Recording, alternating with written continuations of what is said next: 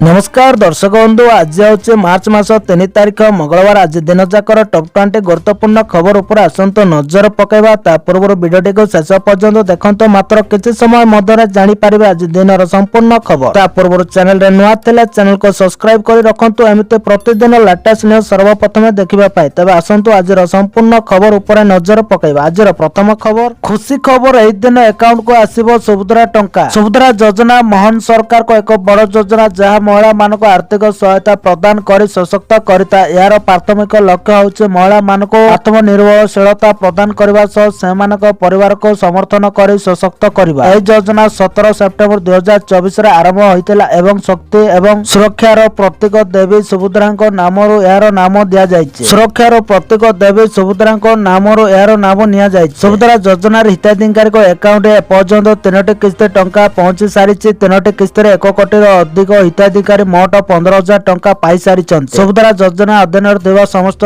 योग्य हिताधिकारी निकट में पहुंचवा सरकार निरंतर प्रयास चलाइछन्ति। राज्य सरकार पूर्व घोषणा करिछन्ति जे सुभद्रा योजना टंका समस्त योग्य हिताधिकारी को खूब जल्दी मिलिबो। सुभद्रा योजना टंकार चतुर्थ किस्ती आसंता चलित मास महिला दिवस अर्थात मार्च 8 तारिख में मिलिबो बोली सरकार घोषणा करिछन्ति। राखी पूर्णिमा रे तृतीय किस्ती टंका मिलिथिला। जो महिला माने 31 मार्च 2025 सुधा 21 वर्ष बयस रे पहुंची सेमाने सरकारी योजना रे योगदान पाई आवेदन मध्य करि परिबे। जदि आवेदनकारी को योग्य विवेचित करा जाय तबे सेमाने 8 मार्च रे सुभद्रा किस्ती पाई परिबे। सुभद्राଙ୍କ नूतन हिताधिकारी माने मार्च 8 रे टंका पाइबे। उपमुख्यमंत्री प्रभात परिडा एकाथरे 2टी किस्ती पाइबा विषय रे सूचना दैछन्ति। सेपटे सुभद्रा पोर्टाल मध्य खोली सारिछि। नूतन हिताधिकारी माने एने आवेदन करि परिबे। नया आवेदन प्रक्रिया गोटे मास धरि चालिछि बोले खबर मिलिछि। परवर्ती खबर आजिर पीएम आवास योजना रे 2.80 लाख नया घर को मिलिला मंजूरी। गरीब एवं असहाय परिवारଙ୍କ ପାଇଁ ଆସିଲା ଏକ ବଡ଼ खुशी खबर। केंद्र सरकार प्रधानमंत्री आवास योजना सहरांचल अधीन राज्य ପାଇଁ 2,80,000 नूतन घर मंजूर କରିଛନ୍ତି। ଏହି घर ମଧ୍ୟରୁ 2,65,000 घर निर्माण कार्य द्रुत गतिରେ ଚାଲିଛି। आवश्यक ହେଲେ घर संख्या वृद्धि କରିବାକୁ ମଧ୍ୟ सूचना दिया ଯାଇଛି। छत्तीसगढ़ को प्रधानमंत्री आवास योजना सहरांचल अधीन 2,80,000 घर ପାଇଁ अनुमोदन କରାଯାଇଛି। ଏହି ନିଷ୍ପତ୍ତି ଦୀର୍ଘ ଦିନ ଧରି ସ୍ଥାୟୀ घर ପାଇଁ ଅପେକ୍ଷା କରିଥିବା ପରିବାର ମାନଙ୍କ ପାଇଁ ଏକ ଆଶ୍ୱସ୍ତି। केंद्र शक्ति एवं गृह निर्माण एवं नगर व्यापार मंत्री मनोहर लाल खट्टर सूचना दैछन्ति जे एही प्रकल्प पाई 4,000 कोटी मंजूर करा जायछि बोले खबर मिलिछि। आज परवर्ती खबर प्रति मास 10 तारिख रे खाता को आसीबो 1500 टंका। केंद्र एवं राज्य सरकार महिला मानक सशक्त करबा पाई विभिन्न योजना चलान्ते। एही योजना मध्यर गोटे होछि गृह आधार योजना। एही योजना महिला मानक आर्थिक भाव सशक्त करिबारे सहाय्य करे। तबे गोवा सरकार घरे महिला मानक सशक्त करबा पाई अनेक पदक्षेप नैछन्ति। एही योजना प्रति मास 1500 टंका आर्थिक सहायता प्रदान करा जाय। किंतु किछि महिला को समय मध्य टंका पाउ नथिले। एही समस्यार समाधान करी मुख्यमंत्री प्रमोद सावंत घोषणा करिछन्ति जे समस्त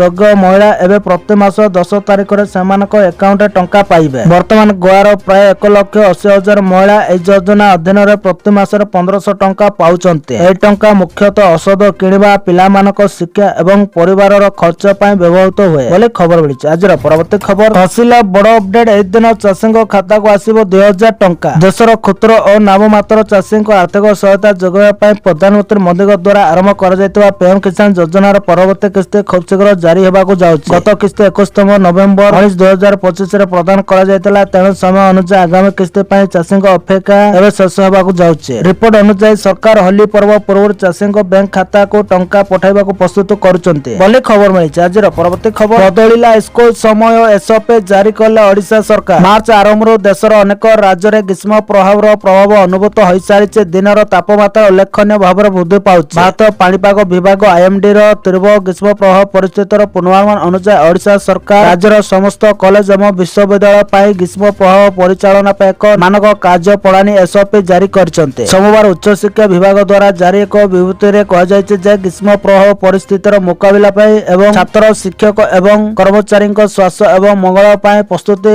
एवं सतर्कता मूलक पदक्षेप सुनिश्चित करने निर्देशावली जारी करा जायछि। एसओपी अनुसार स्कूल एवं विद्यालय गुड़िक क्लास इंटरनाल एग्जाम और परीक्षा सकाल समय आयोजन करने को परामर्श दिया जायछि। अपराह्न समय बाहर खेलकूद और सहपाठ्य कार्यक्रम निश्चित करा जायछि। आवश्यक हेले ए कार्यक्रम गुड़िक ठंडा समय एवं पर्यंत सुरक्षा व्यवस्था सह आयोजन करा जिबा उचित बोली कहा जायछि। आज परवर्ती खबर राशन कार्ड धारी बड़ खुशी खबर। होली दीपावली रे सरकार देवे महिला मानक मागणा सिलिंडर। मुद्रास्फीतिर एही जुगरे प्रत्येक परिवार पाए रोषेई घर खर्च एक प्रमुख चिंतार विषय पलटिछि। विशेषकर पर्वपर्वाणी समय जेतेबेले अधिक खाद्य प्रस्तुत कराଯାए एवं खर्च मध्य अधिक होइଥାଏ। एपरि परिस्थिति रे दिल्ली रे राशन कार्ड धारी परिवार पाए एक स्वतंत्र योजना आरंभ करा जाउछि, जाहाको राष्ट्रपति आनुष्ठानिक भाव आरंभ करिवे। एही पदक्षेप लक्ष लक्ष परिवार को आश्वस्ति प्रदान करिबो बोली आशा करा जाउछि। एही स्वतंत्र कार्यक्रम रे दिल्ली रो समस्त राशन कार्ड धारी परिवार को होली एवं दीपावली समय प्रतिवर्ष 2टी मागणा एलपीजी सिलिंडर जगाइबा पाई एक योजनार शुभारंभ करा जिवो। मुख्यमंत्री श्रीमती रेखा गुप्ता को अनुसार एही सुविधा प्रत्यक्ष लाभ हस्तांतर डीबीडी माध्यम रे जगाई दिया जिवो। गोटे एलपीजी सिलिंडर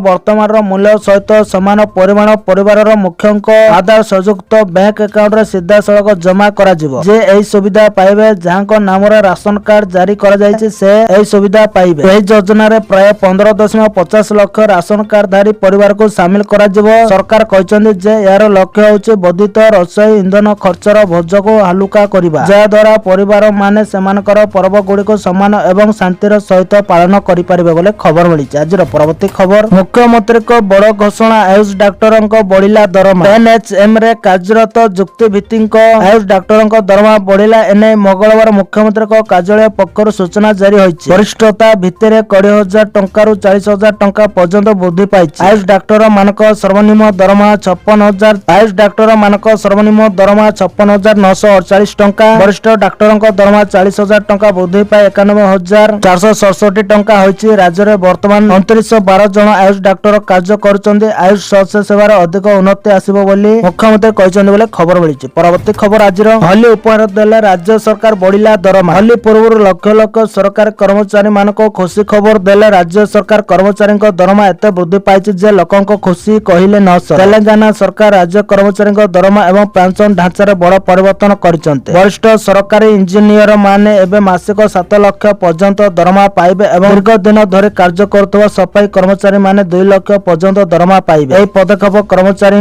मनोबल को वृद्धि करिछि, किंतु यह सरकार को दरमा एवं पेंशन खर्च को मध्य वृद्धि करिछि। सरकारी सूत्र अनुसार तेलंगाना प्रति मासरे दरमा एवं पेंशन पाई प्राय 6,000 कोटी खर्च करुछि, जहा 2014 रे राज्य गठन हेबा समय खर्च होइतबा परिमाणर प्राय 4 गुण। एही वृद्धि बारंबार दरमा संशोधन एवं निर्वाचन समय होइतबा परिवर्तन जोग होइछि बोले खबर मिलिछि। आजिर परवर्ती खबर, भाग चाषी को एही योजना रे मिलिबो 4,000 टंका। कृषक बंधु योजना पश्चिम बंग सरकार को एक गुरुत्वपूर्ण कृषक कल्याण योजना। एही योजना अधीन राज्यर चाषी मानको वार्षिक आर्थिक सहायता प्रदान करा जाय। चलित वर्षर बजेट रे सरकार एक गुरुत्वपूर्ण निष्पत्ति नेछन्ति जे जे मानकर कृषि जमी नै सेमाने मध्य एही योजनार लाभ पाई परिबे। सेमाने वार्षिक 4,000 पर्यंत सहायता पाइबे, किंतु एथिपाई केउ कागज पत्र आवश्यक सरकार ए विषय सूचना मध्य दैछन्ति। भूमिहीन कृषि श्रमिकक पाई योजना एबे पश्चिम बंगर समस्त भूमिहीन कृषि श्रमिक एही योजनार लाभ पाई परिबे। जे माने पूर्वरो कृषि जमी अभावरो एही योजनार लाभ पाई पारि नथिले किमा भाग चाषी भाବରେ पंजीकृत होई नथिले सेमानको मध्य अंतर्भुक्त करा जिवो। एही हिताधिकारी माने वर्षको 2 थर 2,000 लेखाय पाइबे। गोटे किस्ती रबी ऋतुरे एवं अन्यटी खरीफ ऋतुरे मिलिबो। एही मोट परिमाण प्रति वर्ष 4,000 हेबो। एही टंका सीधा सड़क हिताधिकारीक बैंक अकाउंट जमा करा जिवो। एही नूतन सुविधा आसंता एप्रिल रु कार्यकारी हेबो बोले खबर मिलिछि। आजिर परवर्ती खबर, डीजीपी को ऐतिहासिक घोषणा, बलांगीर और बरगड़ हैला संपूर्ण नक्सल मुक्त। बलांगीर और बरगड़ हैला नक्सल मुक्त। राज्य रे नक्सल विरोधी अभियान रो ओडिशा पुलिस को ऐतिहासिक सफलता मिलिछि। डीजीपी जोगेश बहादुर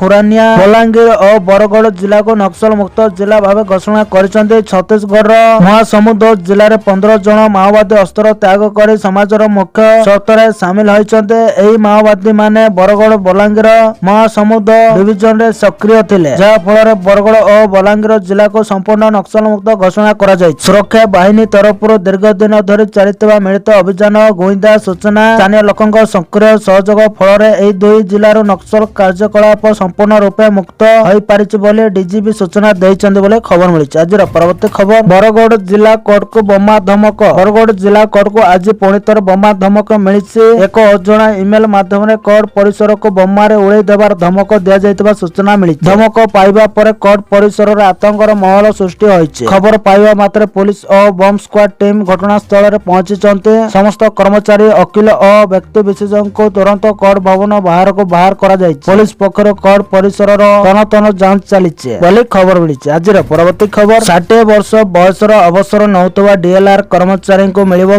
ଗେଚୁଟି। ଓଡ଼ିଶା ଜଳ ଯୋଗାଣ ଓ ପରିମଳ ବୋର୍ଡ ଓ WSSB ର 28ତମ ବୋର୍ଡ ବୈଠକରେ ବହୁତ ପ୍ରଶାସନିକ ଓ କଲ୍ୟାଣକାରୀ ସଂସ୍କାର ଅନୁମୋଦିତ। ଭୁବନେଶ୍ୱର ସ୍ଥିତ ଉନ୍ନତି ଭବନର ସମ୍ମିଳନୀ କକ୍ଷରେ ଗୃହ ନିର୍ମାଣ ଓ ନଗର ଉନ୍ନୟନ ମନ୍ତ୍ରୀ ତଥା WSSB ଅଧ୍ୟକ୍ଷ ଡକ୍ଟର କୃଷ୍ଣଚନ୍ଦ୍ର ମହାପାତ୍ରଙ୍କ ଅଧ୍ୟକ୍ଷତାରେ ଓଡ଼ିଶା ଜଳ ଯୋଗାଣ ଓ ପରିମଳ ବୋର୍ଡର 28ତମ ବୋର୍ଡ ବୈଠକ ଅନୁଷ୍ଠିତ ହୋଇଯାଇଛି। କ୍ଷେତ୍ର ସ୍ତରରେ କାର୍ଯ୍ୟ କରୁଥିବା ଦୈନିକ ମଜୁରିଆ DLR ମାନଙ୍କ ପାଇଁ ମଧ୍ୟ ବୋର୍ଡ ଏକ ମାନବୀୟ ନିଷ୍ପତ୍ତି ଗ୍ରହଣ କରିଛି। ସେମାନଙ୍କର କଠିନ ପରିଶ୍ରମକୁ ସମ୍ମାନ ଜଣାଇ ଦୈନିକ 200 ଟଙ୍କାର ସ୍ୱତନ୍ତ୍ର ପ୍ରୋତ୍ସାହନ ରାଶି ଘୋଷଣା କରାଯାଇଛି। ଏହା ବ୍ୟତୀତ 60 ବର୍ଷ ବୟସର ଅବସର ନେଉଥିବା DLR କର୍ମଚାରୀମାନେ ଏବେ ଗେଚୁଟି ସୁବିଧା ପାଇବାକୁ ଯୋଗ୍ୟ ବିବେଚିତ ହେବେ, ଯାହା ସେମାନଙ୍କୁ ଅବସର ପରେ ଆର୍ଥିକ ସୁରକ୍ଷା ପ୍ରଦାନ କରିବ। ମନ୍ତ୍ରୀ ଶ୍ରୀ ମହାପାତ୍ର ପ୍ରକାଶ କରି କହିଛନ୍ତି ଯେ ଅବିରତ ଜଳ ଯୋଗାଣ ସୁନିଶ୍ଚିତ କରୁଥିବା ଏହି କର୍ମଚାରୀମାନେ ଉପଯୁକ୍ତ ସାମାଜିକ ସୁରକ୍ଷା ପାଇବା ନିହାତି ଆବଶ୍ୟକ ବୋଲି ଖବର ମିଳିଛି। ଆଜିର ପରବର୍ତ୍ତୀ ଖବର, ଏହି ଯୋଜନାରେ ମହିଳାଙ୍କୁ ସରକାର ଦେବେ 11,000 ଟଙ୍କା। ମହିଳାଙ୍କ ପାଇଁ ନିୟମିତ ସମୟ ଅନ୍ତରାଳରେ ବିଭିନ୍ନ ଯୋଜନା କାର୍ଯ୍ୟକାରୀ କରୁଛନ୍ତି ସରକାର। ବର୍ତ୍ତମାନ ଏଭଳି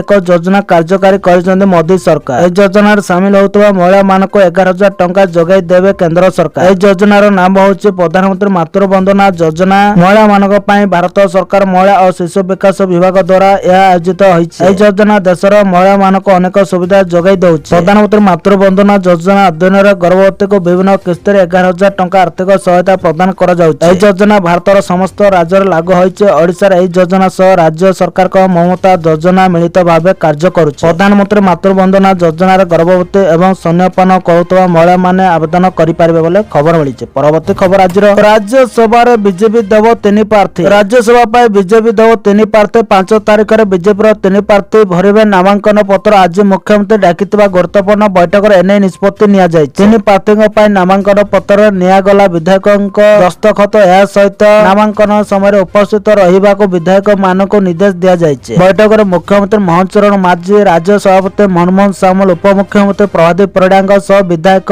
ମାନେ ଉପସ୍ଥିତ ଥିଲେ ବୋଲି ଖବର ମିଳିଛି। ଆଜିର ପରବର୍ତ୍ତୀ ଖବର, ମାର୍ଚ୍ଚ 25ରୁ ରତ୍ନଭଣ୍ଡାର ଗଣତି ମଣତି ସରିଲା। ଶ୍ରୀମନ୍ଦିର ପରିଚାଳନା କମିଟିର ଗୁରୁତ୍ୱପୂର୍ଣ୍ଣ ବୈଠକ, ଦୂର ହେଲା ଲୋକଙ୍କ ଦ୍ୱନ୍ଦ୍ୱ ଓ ଆଶଙ୍କା। ଆସନ୍ତା ମାର୍ଚ୍ଚ ମାସ 25 ତାରିଖ ବୁଧବାର ଦିନ ହେବ ଅଳଙ୍କାର ଗଣତି ମଣତି ପ୍ରକ୍ରିୟା। ଏହି ପ୍ରକ୍ରିୟାରେ 2ଟି ଟିମ୍ ଉପସ୍ଥିତ ରହିବେ। ଦିନ 12:20ରୁ 1:45 ମଧ୍ୟରେ ବାହାରିଛି। ମହେନ୍ଦ୍ର ବେଳା ଚୌଥ ଶୁକ୍ଳ ସପ୍ତମୀ ତିଥିରେ ଖୋଲାଯାଇ ଗଣତି ମଣତି ପ୍ରକ୍ରିୟା ଆରମ୍ଭ ହେବ। ପରିଚାଳନା କମିଟିରେ ନିଆଯାଇଛି ନିଷ୍ପତ୍ତି। 3ଟି ପର୍ଯ୍ୟାୟରେ ଅଳଙ୍କାର ଗଣତି ମଣତି ହେବ। ପ୍ରଥମେ ଚଳନ୍ତି, ପରେ ବାହାର ଓ ଶେଷରେ ଭିତର ରତ୍ନଭଣ୍ଡାରରୁ ଅଳଙ୍କାର ଗଣତି ମଣତି ହେବ। ଗଣତି ମଣତି ସମୟରେ ବାହାର କାଠ ଦର୍ଶନ ହେବ। ଶନିବାର ରବିବାର ସମେତ ଯାନିଯାତ୍ରା ଓ ନୀତି ଭୋଳ ସମୟରେ ଗଣତି ମଣତି କରାଯିବ ନାହିଁ। ଗଣତି ମଣତି ସମୟରେ ଡିଜିଟାଇଜେସନ ଓ ସ୍ୱଚ୍ଛତା ଅବଲମ୍ବନ କରାଯିବ। ଏନେଇ କୋର୍ଟକୁ ଅବଗତ କରାଯିବ ବୋଲି ଖବର ମିଳିଛି। ଆଜିର ପରବର୍ତ୍ତୀ ଖବର, ଶେଷ ହେଲା ଚଳିତ ବର୍ଷର ମାଟ୍ରିକ ପରୀକ୍ଷା। ମେ ପ୍ରକାଶ ପାଇବ ରେଜଲ୍ଟ, ବୋର୍ଡ ଦେଲା ବଡ଼ ସୂଚନା। ସରିଲା ଚଳିତ ବର୍ଷର ମାଟ୍ରିକ ପରୀକ୍ଷା। ଏହାରି ଭିତରେ ରାଜ୍ୟରେ ମାଟ୍ରିକ ପରୀକ୍ଷା ଫଳାଫଳକୁ ନେଇ ଅପେକ୍ଷାରେ ଛାତ୍ରଛାତ୍ରୀଙ୍କ ପାଇଁ ଆସିଛି ବଡ଼ ସୂଚନା। ମାଧ୍ୟମିକ ଶିକ୍ଷା ପରିଷଦ ବୋର୍ଡ ପକ୍ଷରୁ ଜଣାପଡ଼ିଛି ଯେ ଚଳିତ ବର୍ଷର ମାଟ୍ରିକ ରେଜଲ୍ଟ ମେ ମାସର ପ୍ରଥମ କିମ୍ବା ଦ୍ୱିତୀୟ ସପ୍ତାହରେ ପ୍ରକାଶ ପାଇପାରେ। ଏନେଇ ସୂଚନା ଦେଇ ବୋର୍ଡ ସଭାପତି ଶ୍ରୀକାନ୍ତ ରାୟ କହିଛନ୍ତି ଯେ ମୂଲ୍ୟାଙ୍କନ ପ୍ରକ୍ରିୟା ଜୋରଦାର ଭାବେ ଚାଲିଛି।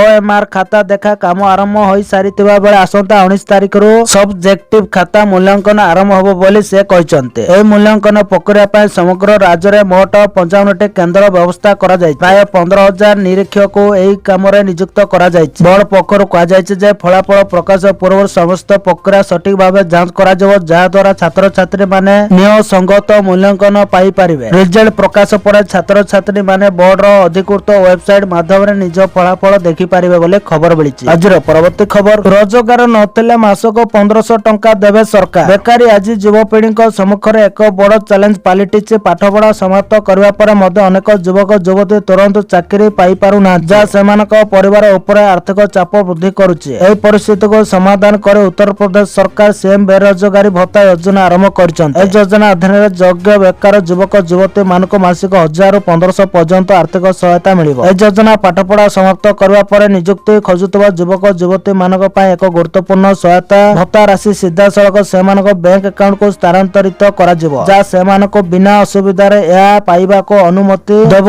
ଏହି ସହାୟତା ସେମାନଙ୍କୁ ଚାକିରି ଖୋଜିବା ପ୍ରକ୍ରିୟା ସମୟରେ ସେମାନଙ୍କର ମୌଳିକ ଆବଶ୍ୟକତା ପୂରଣ କରିବାକୁ ସକ୍ଷମ କରିବ ବୋଲି ଖବର ମିଳିଛି।